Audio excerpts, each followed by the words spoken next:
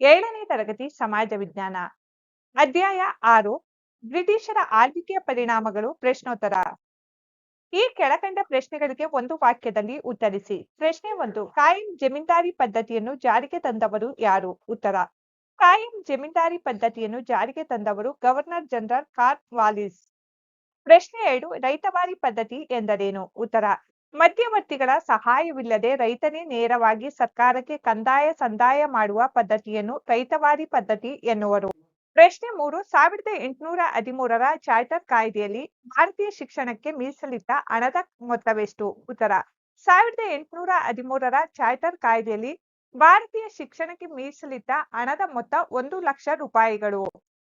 ಪ್ರಶ್ನೆ 4. ಭಾರತದಲ್ಲಿ ರೆಗ್ಯುಲೇಟಿಂಗ್ ಕಾಯ್ದೆಯನ್ನು ಯಾರು ಯಾವಾಗ ಜಾರಿಗೆ ತಂದರು? ಉತ್ತರ.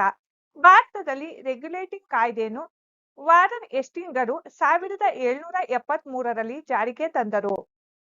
ಪ್ರಶ್ನೆ 5. 1857ರಲ್ಲಿ ಸ್ಥಾಪನೆಗೊಂಡ ಭಾರತೀಯ ವಿಶ್ವವಿದ್ಯಾಲಯಗಳು ಯಾವುವು? ಉತ್ತರ. ಕಲ್ಕತ್ತಾ ವಿಶ್ವವಿದ್ಯಾಲಯ, ಮುಂಬೈ ವಿಶ್ವವಿದ್ಯಾಲಯ, ಮದ್ರಾಸು ವಿಶ್ವವಿದ್ಯಾಲಯಗಳು 1857ರಲ್ಲಿ ಸ್ಥಾಪನೆಗೊಂಡ ಭಾರತೀಯ ವಿಶ್ವವಿದ್ಯಾಲಯಗಳು. ಕೆಳಕಂಡ ಪ್ರಶ್ನೆಗಳಿಗೆ ಗುಂಪಿನಲ್ಲಿ ಚರ್ಚಿಸಿ ಉತ್ತರಿಸಿ. ಪ್ರಶ್ನೆ 1. ಕಾಯಂ ಜಮೀನ್ದಾರಿ ಪದ್ಧತಿಯು ರೈತರ ಮೇಲೆ ಬೀರಿದ ಪರಿಣಾಮಗಳೇನು? ಉತ್ತರ. ದುಬಾರಿಯಾದ ಕಂದಾಯ ಸಂಗ್ರಹಿಸುವ ಮೂಲಕ ಜಮೀನ್ದಾರರು ಕೃಷಿಕರ ಮೇಲೆ ದಬ್ಬಾಳಿಕೆ ನಡೆಸಿದರು. ಭೂ ಮಾಲೀಕರು ಕೃಷಿ ಉತ್ಪಾದನೆಯನ್ನು ಹೆಚ್ಚಿಸುವಲ್ಲಿ ಯಾವುದೇ ಆಸಕ್ತಿ ವಹಿಸಲಿಲ್ಲ. ಬೆಳೆ ನಾಶವಾಗಿದ್ದರೂ ರೈತರು ಗೇಣಿಯನ್ನು ಪಾವತಿಸಬೇಕಿತ್ತು. ಒಟ್ಟಿನಲ್ಲಿ ಕಾಯಂ ಜಮೀನ್ದಾರಿ ಪದ್ಧತಿಯಿಂದ ಕೃಷಿ ರಂಗ ಕುಸಿಯಿತು. ಪ್ರಶ್ನೆ 2. ಪಾಶ್ಚಾತ್ಯ ಶಿಕ್ಷಣದ ಪರಿಣಾಮಗಳನ್ನು ತಿಳಿಸಿರಿ. ಉತ್ತರ. ಪರಂಪರಾನುಗತ ಶಿಕ್ಷಣ ಪದ್ಧತಿಯು ಕ್ರಮೇಣ ಅವನತಿಯ ಹಾದಿ ಹಿಡಿಯಿತು. ವಿವಿಧ ಭಾಷಿಕ ಭಾರತೀಯರು ಇಂಗ್ಲಿಷ್ ಭಾಷೆಯಲ್ಲಿ ಪರಸ್ಪರ ಸಂವಾದಿಸಲು ಸಾಧ್ಯವಾಯಿತು. ರಾಷ್ಟ್ರೀಯತೆಯ ಭಾವನೆಯನ್ನು ಜನರಲ್ಲಿ ಬೆಳೆಸಲು ಸಹಕಾರಿಯಾಯಿತು. ಭಾರತೀಯ ಸಾಹಿತ್ಯದ ಮೇಲೂ ಗಂಭೀರ ಪರಿಣಾಮವನ್ನುಂಟು ಮಾಡಿತು.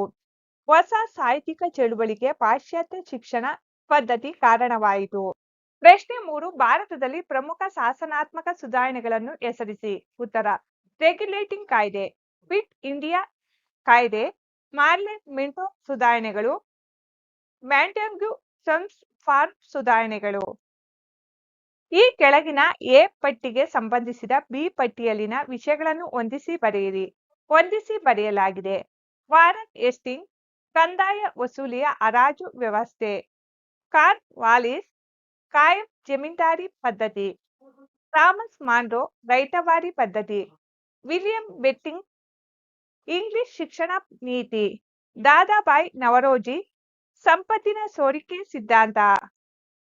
ಮಕ್ಕಳೇ, ಈ ನೋಟ್ಸ್ನಲ್ಲಿ ಯಾವುದಾದರೂ ತಪ್ಪುಗಳಿದ್ದರೆ ಕಮೆಂಟ್ಸ್ನಲ್ಲಿ ತಿಳಿಸಿ.